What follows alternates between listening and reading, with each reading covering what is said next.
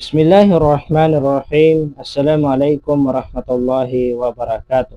Mga minamahal na kapatid sa pananampalatayang Islam, bilang isang mananampalataya, bilang isang Muslim, ay palaging magpakumbaba para kay Allah dahil ang sinumang tao na magpakumbaba ay tataas ng Allah subhanahu wa ta'ala ang kaniyang antas dito sa mundo, lalong-lalo na sa kabilang buhay. Dahil ang pagmamalaki po ay ito po ay gawain ni Shaitan, mga minamahal na kapatid sa pananampalatayang Islam.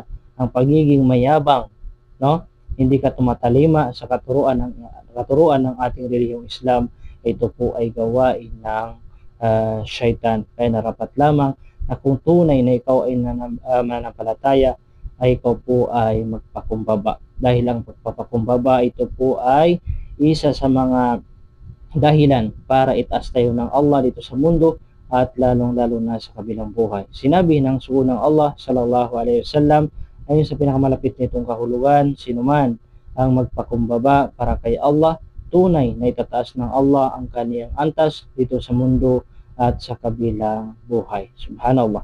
Assalamualaikum warahmatullahi wabarakatuh.